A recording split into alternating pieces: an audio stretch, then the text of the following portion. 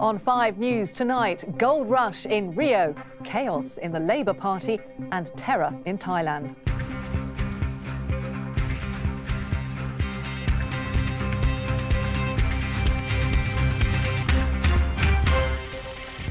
Another golden day for Team GB. There's victory for men and women in the rowing, 2 medals in 30 minutes.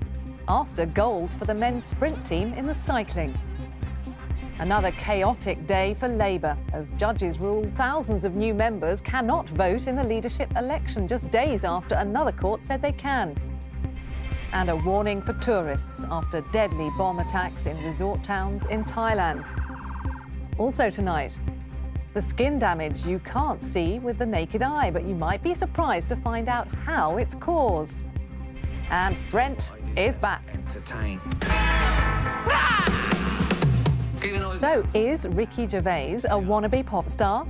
When I bring out my own album called Ricky Gervais Sings the Classics, shoot me. Welcome to 5 News Tonight. I'm Catherine Jones. Team GB have soared up the Olympics medal table after 2 more golds this afternoon capped another fantastic 24 hours. In the rowing, a stunning victory for the women's pairs was followed minutes later by an equally impressive win for the men's 4. That added to triumph in the velodrome in the men's team sprint. And it's looking good for the weekend too, as Jessica Ennis-Hill got off to a great start in the heptathlon. Dominic Reynolds reports on Britain's big push. Britain in a boat is very hard to beat. And today, Team GB was back on the water. First, Helen Glover and Heather Stanning, the defending champions in the women's pairs, just couldn't be caught today. In the Coxless Fours, it's been 20 years since anyone but Britain won gold. The team of 2016 for a while looked in trouble, slipping behind Australia. But Alex Gregory, Constantine Louloudis, Mohamed Sabihi and George Nash turned experience into gold. Great Britain! Track and field events began today, and look who's back. Jessica Ennis-Hill has become a mum since taking gold in London. Based on this heptathlon hurdles heat, she might be better than ever. But another Brit is after that medal, and Katarina Johnson-Thompson just leapt into the lead, a British record heptathlon high jump. Now, while last time Team GB came alive here in the velodrome, no one was expecting gold in the men's team sprint. But last night, Jason Kenny, Phil Hines and Callum Skinner saved their best for the biggest stage. A victory against New Zealand and against the odds. It's been hard work to get here, and it finally really paid off. You know, we've been struggling, or for our sprint bus, we've been struggling for the last races. The World Championships didn't go to plan, and you know, to come away with the gold medal as the underdogs is just unbelievable. His teammate Callum Skinner had a hug at the finish line from a very proud mum. It's all our dreams come true for Callum. We couldn't be happier. It's everything to him. It's absolutely everything. And to do it with Jason and Phil, you know, they're such a tight-knit machine. They just delivered the goods. What an awesome ride. Awesome ride. But keep your eye on that velodrome. There's been a statement of intent from the women's team pursuit, a world record in qualifying. On the water, David Florence won silver, along with Richard Hounslow in the C2 slalom, matching his medal from London. Team GB had to settle for silver in the rugby sevens, but you could hardly grumble at the team who beat them. Fiji has never won any medal before. They'll now be leaving Rio with gold. Sevens is a new sport at these games. Yesterday, it got its first proud champions. Dominic Reynolds, 5 News. So this is what all that success for Team GB means for the medal table. They are now in 4th place, just behind Japan. The USA and China are still in 1st and 2nd. You saw Philip Hines in Dominic's report just then, and he led the gold rush with that victory in the velodrome last night. I spoke to him a little earlier and asked him what it felt like to have that gold medal around his neck. You know, we've been working so hard for the last 4 years, and, you know, to win the gold medal is just amazing, and it was all worth it. We only tune in every 4 years, the average Olympic cyclist fan, and this seems pretty par for the course for the British team, but it's not, is it? It's far from business as usual. You know, it's been hard work to get here, and it finally really paid off. You know, we've been struggling, or for our sprint bus, we've been struggling for the last races. World Championships didn't go to plan, and you know, to come away with the gold medal as the underdogs is just unbelievable. Yours is a strange discipline, isn't it? You basically go like the clappers for a third of the race, and then you don't even cross the finish line. You're hoping for your teammates. Just explain how that feels. Yeah, I'm the lead-out man, so I have to get the team up to speed. So my role is pretty specific. I have to be extremely strong to get that gear accelerated, and I'm pretty much a weightlifter. I'm in the gym a lot, and yeah, but it's a team sport, and you know, I really enjoy it. Team sprint is one of my favorite events, and you know, sharing a gold medal with your friends is just something else. Now, you have dual nationality. Your mum is German, and you did start your career racing for the German team. But do you feel very much at home now in Team GB? I do feel like a Brit, to be honest. I've got a German accent, but I feel British, and I don't feel German. You know, I love the country so much, and my girlfriend is British. A lot of my family is in the UK, and you know, I feel British. And of course, your first gold medal was at London 2012, which must have been an incredible experience. How does this compare? To be honest, winning a home Olympics was amazing, but we've had so much support from the British public in the velodrome, and the amount of GB flags we've seen was just felt like the London Olympics again. It was just incredible what the support we've had in the velodrome. So I'm really, really thankful that so many people have come to support us. So do you get to go out and party with those supporters now, or do you have to stick with the team? Well, all of the other boys are still racing. I don't want to disturb them, so I will wait for the other teams to finish, and we can celebrate together. That will be quite a celebration, I'm sure. Philipp Heins, Olympic champion. Congratulations and thank you. I'm Thanks a joined lot. now by six-time Olympian and gold medal winner Tessa Sanderson. Lovely to have you in, Tessa. Thank you. It's great to be here. At the end of quite a good few days, a gold rush, we can call it. We have had an awesome week, you know, of not just, well, athletics starts tonight, but the rowing, the swimming, the diving, the kayak, I mean, everything, the gymnastics, have just gone crazy. And it's a wonderful thing that's happened, because now that athletics has started, it's kickstart the whole team to feeling really fired up. And that's what we wanted. And the medals, God, it's great. We do tend to expect medals, don't we, particularly in rowing, and we're lulled into that kind of same feeling at cycling. But even so, it's still incredible, isn't it, what we've seen this afternoon? Absolutely incredible, you know. And when I saw Helen starting to cry, I was going, oh no, I almost started crying myself. But they have just done fantastic. Catherine Granger, you know, and Vicky Thornley kicked all that off. And then we got the pairs this afternoon, and then the men's four. I mean, it's just going on and on and on. And it's marvellous, because remember our own, you know, Stevie Redgrave and Matt in that doing their bit as well. And this is 5 consecutive gold medal that they've won in the men's fours. It's fantastic. Incredible. Now, before we move on, I just want to show you something that happened in the pool as well. Not Brits, actually. It was a dead heat between Simone Manuel and Penny Oleksiak, an American and a Canadian. But it made the records for a couple of reasons. Penny is the youngest Olympian. I think she's born after the millennium. Yeah. That ages us both, doesn't bless it? her. But you were particularly interested in Simone, aren't you, as well? Yeah, you know, I watched this and I thought this was really incredible. It was great because it was the black girl who won.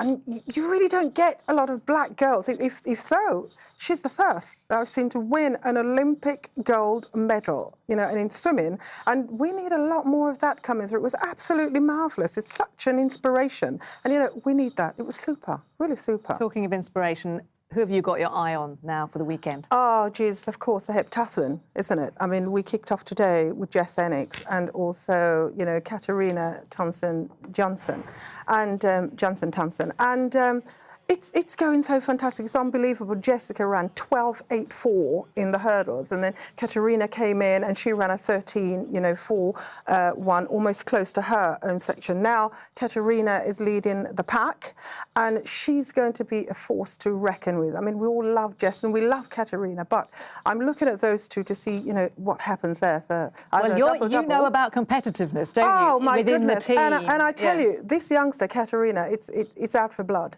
Jess has had first strike, but she's out for blood. And then, of course, we've got Mo, because what can we say about Mo? I mean, I'm sticking my neck out and think double here. We're going to get this, because I think he knows the drill now and all that sort of thing.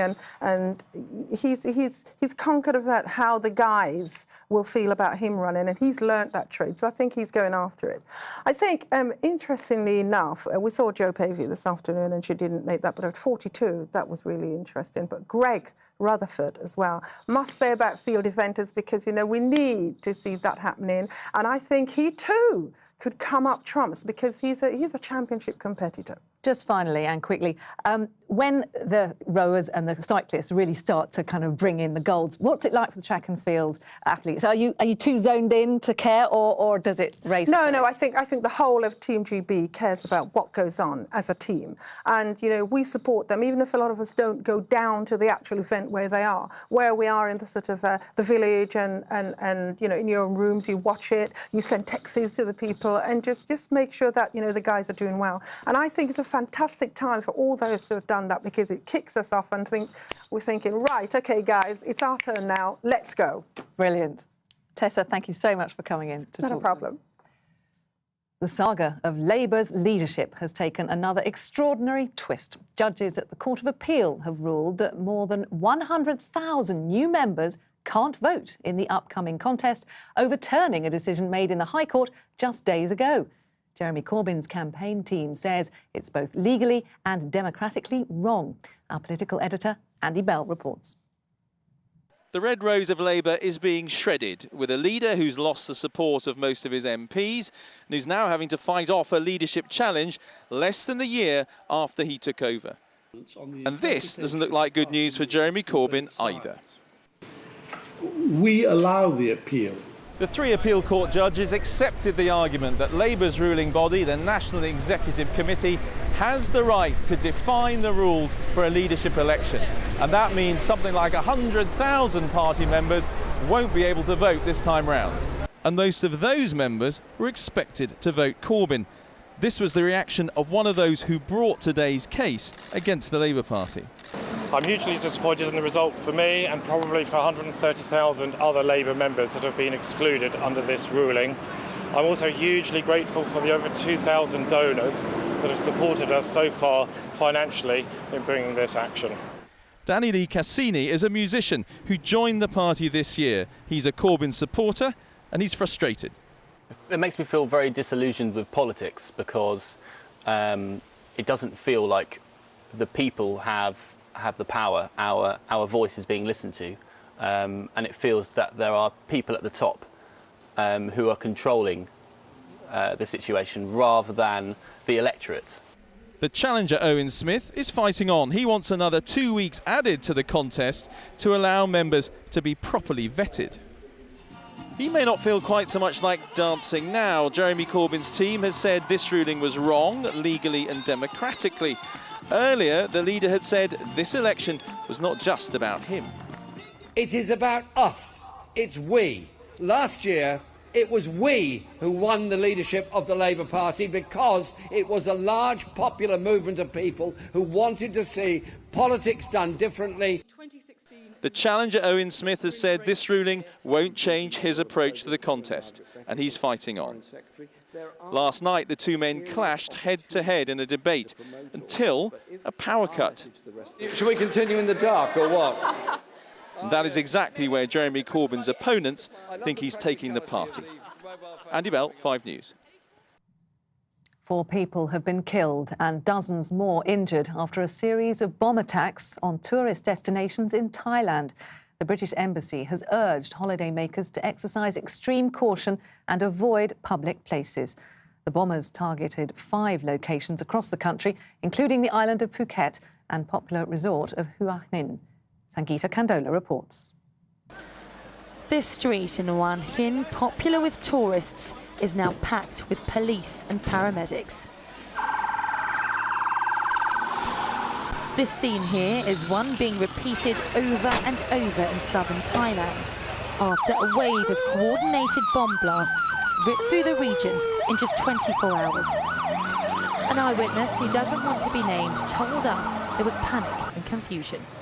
I was only a few minutes away from where the blast actually happened. My girlfriend went she was on the way to that actual bar where the blast took place. She was in a panic. She was running and she was being pushed this way and that way by every single person running in every single direction. Some British tourists who've taken refuge in their hotels are trying to get home. I'm leaving, I was going to meet my wife in Bangkok tomorrow, but I'm going to leave now because it's not a nice atmosphere here right now. Looking around, like a lot of places are closed now. Yeah. It's like a ghost town at the moment. Yeah. Usually this place is bubbling. They were thought to be detonated remotely using mobile phones hidden in plant pots. 4 people have been left dead, dozens injured. Overnight, the scenic islands of Phuket and Phang Nga, which draw in thousands of British holidaymakers each year, was also hit by explosions. We are working round the clock in order to identify the suspects and also the motives that's behind the scene. Royal Thai police have detained 2 people over the blast.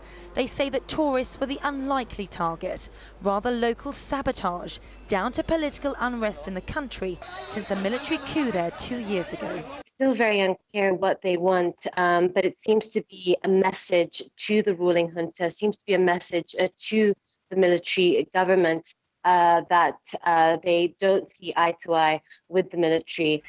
The Foreign Office is warning tourists heading to southern Thailand to exercise extreme caution and to stay away from crowded areas as security is tightened. Sangeeta Kandola, 5 News. Coming up on 5 News tonight, the dangers of skin damage while you're driving in your car, and don't need a heavy load. Ricky Gervais tells us why David Brent is back and a wannabe pop star. It's as important as Kanye West. We'll see you after the break.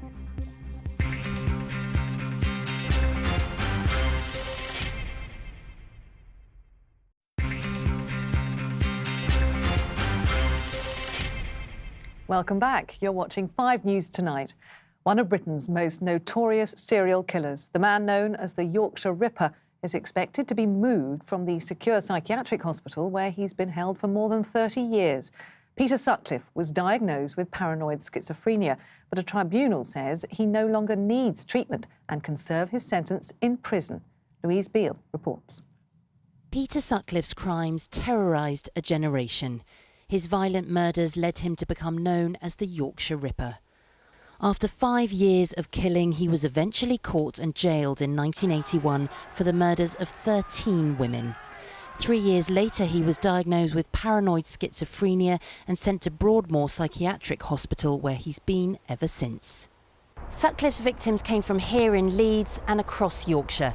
When he was caught, he blamed voices in his head. But now a mental health tribunal has apparently ruled that he's deemed sane enough to be moved from a high-security hospital back to prison. In Broadmoor, he has a relatively comfortable existence with his own room, a TV and regular visitors. But he'll be denied many of those luxuries when in prison. Neil Jackson's mother Emily was Sutcliffe's second victim.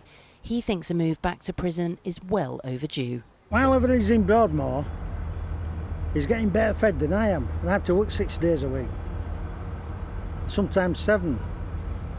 He should have gone back years ago. He's been crying insanity.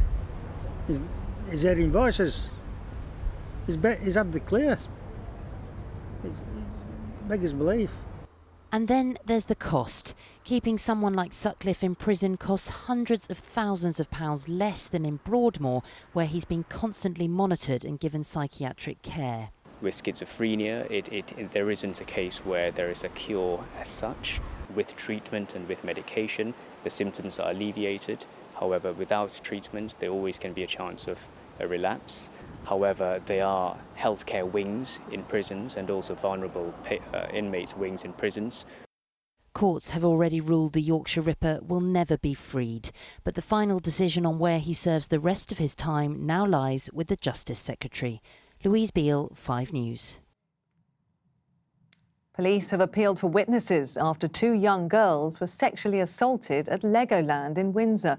The 2 girls were aged 6. The attacker is described as being a man in his late teens or early 20s. It happened at the theme park yesterday afternoon. And workers on Virgin East Coast Rail Line have announced the dates of their 24-hour strikes in a dispute about jobs and working conditions. The walkouts will take place next Friday and then on the Friday and Monday of the bank holiday weekend. But Eurostar strikes that same weekend have been suspended.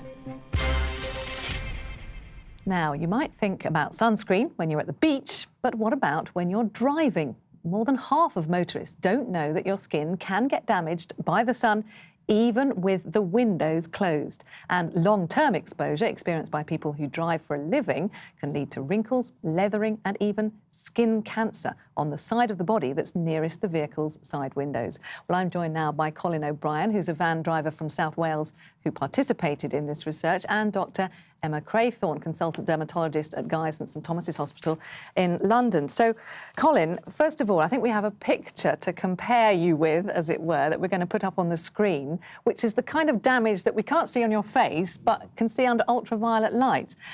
It is quite shocking what all those freckles are. When you first saw that, what was your reaction? Oh, I just frightened the life out of me when I seen it first. I didn't recognise myself, really. You know, I was so... God. And Emma, what are all those dark spots? So the majority of the dark spots are caused whenever we have the UV radiation from the sun coming down onto the skin and then penetrating into the cells that make pigment. And those cells are told to make more pigment to try and protect the skin. And then they leave their deposits of the pigment in the top.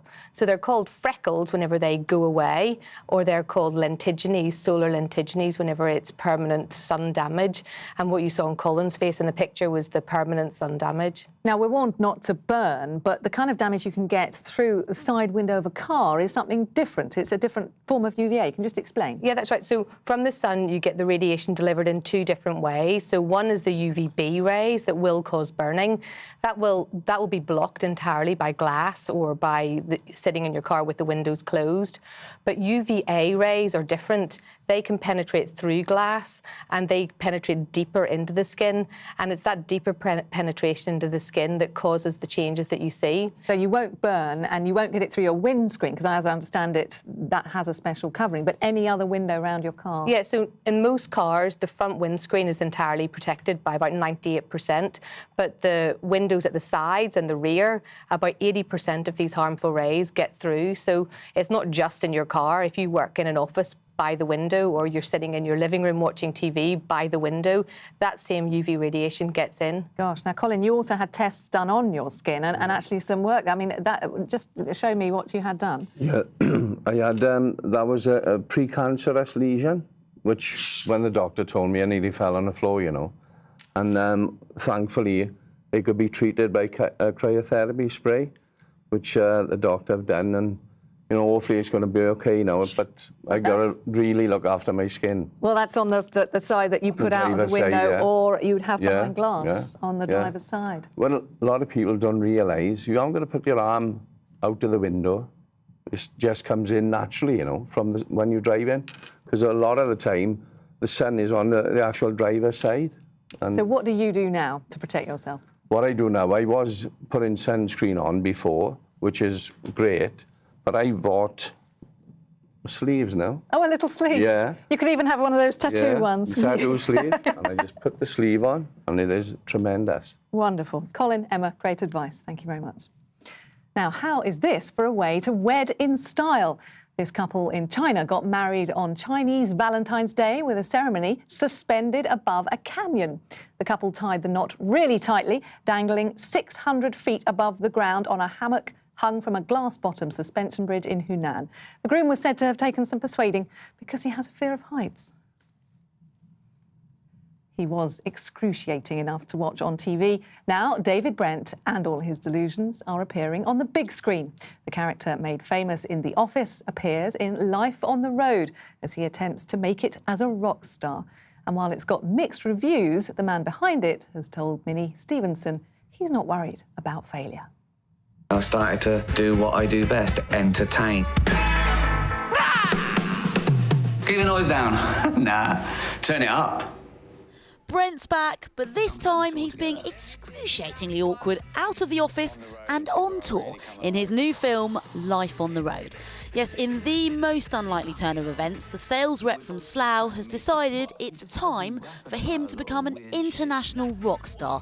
That's right. And today, I met the man behind Brent. Now, the film's very funny. There are some incredibly cringeworthy moments. I had my head in my hands. What kind of place is David Brent in at the moment?